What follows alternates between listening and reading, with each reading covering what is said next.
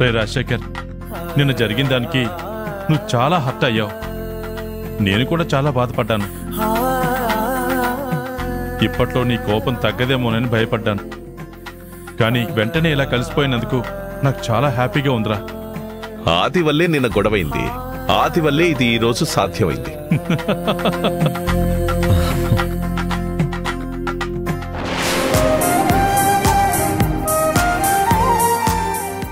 పిల్లలిద్దరూ ఒకరికొకరు మాట్లాడుకొని పెళ్లి చేసుకోవాలని నిర్ణయం తీసేసుకున్నారు. అందుకే ఆలస్యం చేయకుండా వెంటనే తాంబూలాలు మార్చుకుంటే మంచిదని వచ్చాం.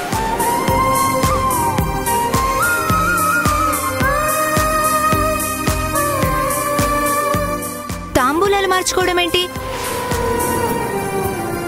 సంజుకి ఆదికి పెళ్లి. నిజమా? అవును కీర్తి. అసలు ఆది సడన్ గా ఇలాంటి నిర్ణయం తీసుకుంటాడని నేను అస్సలు ఊహించలేదు రాజశేఖర్. నేను మాత్రం ఊహించానా? వీళ్ళిద్దరూ వచ్చి నాకు డెసిషన్ చెప్పినప్పుడు ముందు నేను షాక్ అయ్యాను. ఒక్క నిమిషం నేను నమ్మలేదు. వాళ్ళు కన్ఫర్మ్ చేశాకే నాకు చాలా సంతోషం అనిపించింది.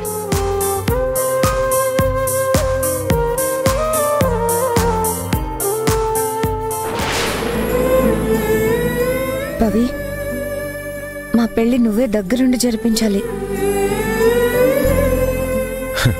మన పెళ్లి తన చేతుల మీదుగానే జరుగుతుంది సంజు. అంతే కదా పవి?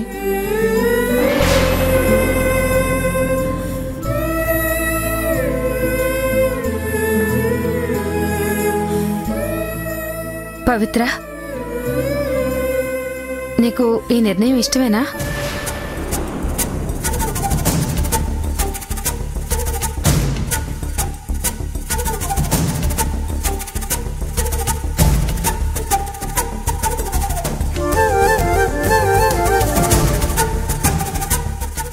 పవిత్ర డివోర్స్ తీసుకోవాలని డెసిషన్ తీసుకుంది కాబట్టి నేను దానికి సంబంధించిన ప్రొసీడింగ్స్ కి లాయర్ తో మాట్లాడాను. నీకు ఓకే కదా పవి?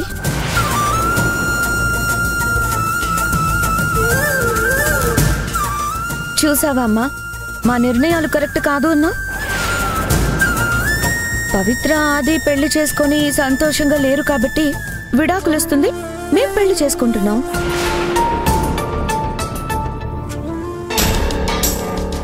ఈ ట్విస్ట్ నేను అస్సలు ఊహించలేదు.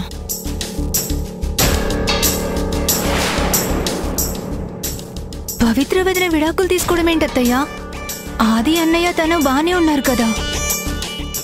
నాకెందుకో ఇది కాస్త బాధగా ఉంది. ఇది బాధపడే విషయం కాదు కీర్తి, హ్యాపీగా ఉండాలి. ఎందుకంటే మొన్న నువ్వు లేవు కదా, ఒక స్వామీజీ ఇంటికొచ్చారు. పవిత్ర వల్ల, పవిత్ర కడుపులో పెరుగుతున్న బిడ్డ వల్ల ఆదికి గండం ఉందని చెప్పారు. ఆల్రెడీ పవిత్ర నష్టజాతకం వల్ల మనం మీ అరవింద్ అన్నని పోగొట్టుకున్నాం. మళ్ళీ ఇది అవసరమా? అయితే పవిత్ర విడాకులు తీసుకోవడమే కరెక్ట్. ఎలాగూ సంజనకి ఆది అన్నయ్య అంటే ఇష్టం కాబట్టి వాళ్ళిద్దరూ హ్యాపీగా ఉంటారు.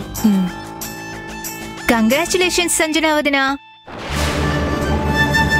హే, కొత్తగా ఈ వదినేంటి? మరి అన్నయ్య భార్య వదినే కదా.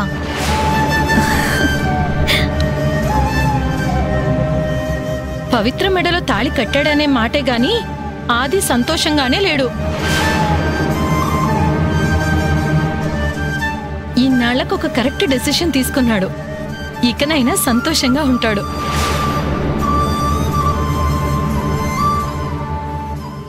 ఎందుకు సీత, పవిత్ర జీవితం ఎలా అవుతుంది? ఏమవుతుందోనని చాలా భయంగా ఉంది. మనం భయపడి ఏం చేస్తాం పిన్ని? పవిత్రకి నచ్చినట్టే తన జీవితాన్ని తనే డిసైడ్ చేసేసుకుంటుంది కాబట్టి మనమేమి చేయలేము.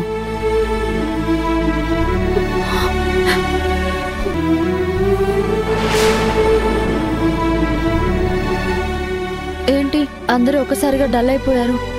నిశ్చితార్థం జరుగుతుంటే ఎంత హ్యాపీగా ఉండాలి. నువ్వు హ్యాపీగా ఉన్నావా?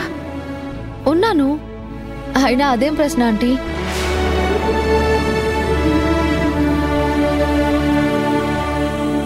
అయ్యా, అందరికీ నమస్కారం.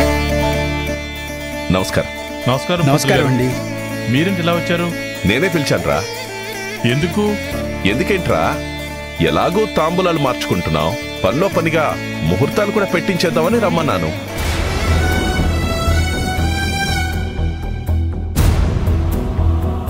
మీరు కూర్చోండి పంతులు గారు. అలాగే.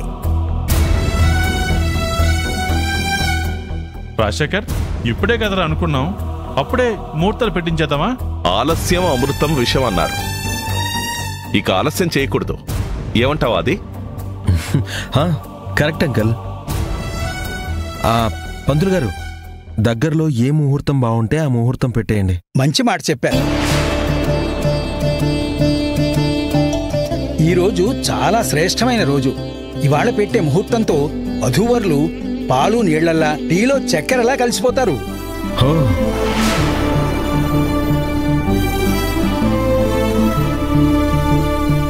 వాళ్ల సంసారం ఎలాంటి అరమరికలు లేకుండా దివ్యంగా సాగుతుంది. వాళ్ళది విడదీయరాని బంధం అవుతుంది.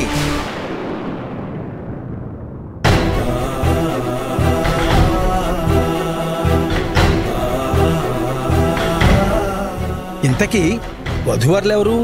ఇదిగో, ఇతను నా స్నేహితుడి కొడుకు ఆది, తను మా అమ్మాయి సంజన. ఆహా, 2 నిమిషాల్లో దివ్యమైన ముహూర్తం చూస్తాను.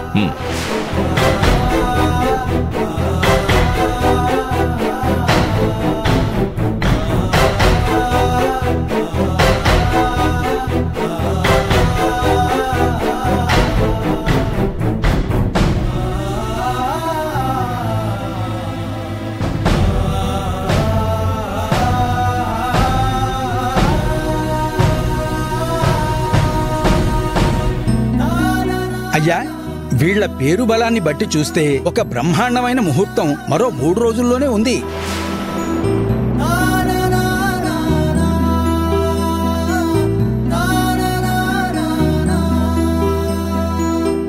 మరి 3 రోజుల్లోనా?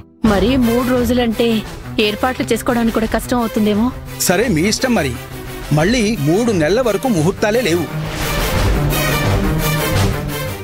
అప్పుడు ఉన్న ఇంత గొప్ప ముహూర్తం అయితే లేదు.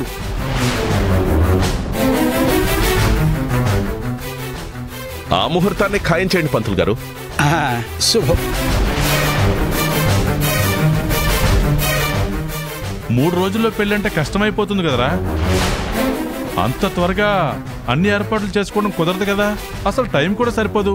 ఒరే చక్రవర్తి, నువ్వేం టెన్షన్ పడకు, అంతా నేను చూసుకుంటాను, ఓకేనా? నీకంత నమ్మకం ఉంటే నేను మాత్రం కాదనేదే ఉంది. అలాగే కానివ్వు.